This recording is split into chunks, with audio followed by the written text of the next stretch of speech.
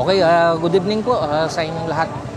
Ako po si Technical Sergeant John Palsis, Philippine Air Force Retired, Chairman ng Palawan Motorcycle Organization. So sa gabing ito, sineselebrate natin yung World Day of Remembrance. Ito po ay naka-memo po ito galing ng DILG. So siguro yearly na natin gagawin ito. At siyempre, ini-invite natin lahat ng organisasyon na sumama sa ganitong aktibidad para rin na nito sa sa mga nagmumotorsiklo para maging aware po sila at maipag-prayer po natin yung mga kapatid po natin na sumakabilang buhay na po.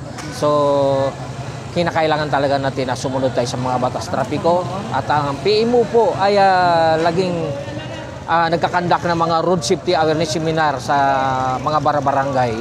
Ayan po. Sana sa susunod na taon, every month of November po ito ginaganap yung World Day of Remembrance. Sana marami maka-join po sa susunod. So, God bless po sa lahat. Ingat po ang lahat. 1, 2, and 3.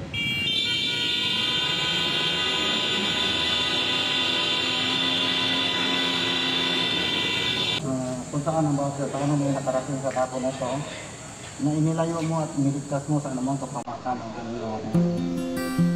Salamat sa Panginoon sa mga grupo na ito na kung saan sila po ay nag-ito upang iparating Panginoon ang mga saluhin, ang kanilang mga saluhin para sa gawain ito, lalong-lalo na sa mga sa kalsada.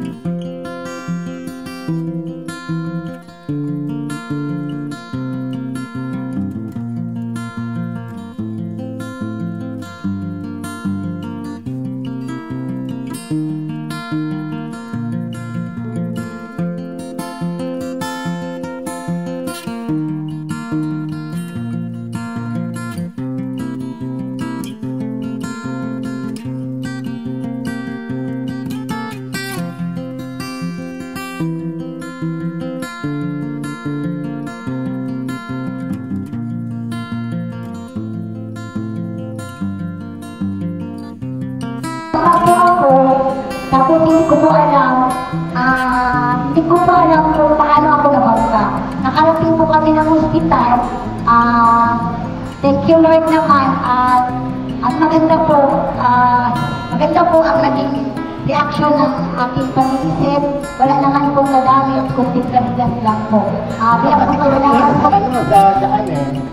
Hindi ka makakasigurado 100% buhay ka makakaulit. Diba? Kasi kung meron akong nasa hulihan ko, ay ako madidisgrasya niya ako, hindi ko alam. Ay gano'n naman talaga yung nangyayari kadalasan. Kung hindi yung truck ang nasa hulihan mo, ang makakasali sa'yo, yung kapwa mo rin driver na motor.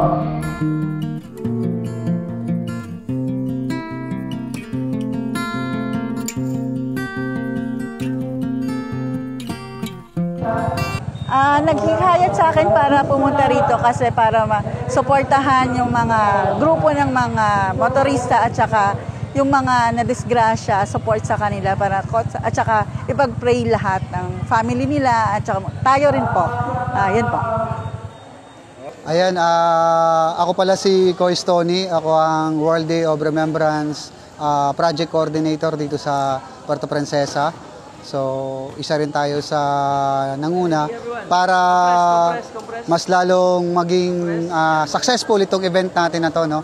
So, ang World Day of Remembrance ay taunang aktibidades na ginagawa ng mga road safety advocates. Ito po ay isang batas kung saan ay Republic Act 11468. So, kadalasan ay inaatinan ito ng mga riders pero ito ay open sa lahat ng mga individual o mga local government o CSO. So ito po ay every third Sunday of November. So inayayahan natin na sa mga susunod pang mga taon, sana ay makilahok at sumuporta ang lokal na pamahalaan ng Puerto Princesa, maging ang mga ibang mga ahensya ng gobyerno at mga CSO, mga individual, lalo na yung mga gumagamit ng kalsada natin. Kasi ito ay panawagan para sa kaligtasan ng lahat ng gumagamit ng kalsada. World Day of Remembrance, ang tema natin, remember those who died, yung mga namatay sa kalsada, sa aksidente, support yung mga nakasurvive sa aksidente, at syempre, act, no? Remember, support, and act doon para mas maging ligtas pa yung kalsada natin. Ayan, maraming salamat sa lahat ng mga umattend ngayong taon. See you next year. Okay.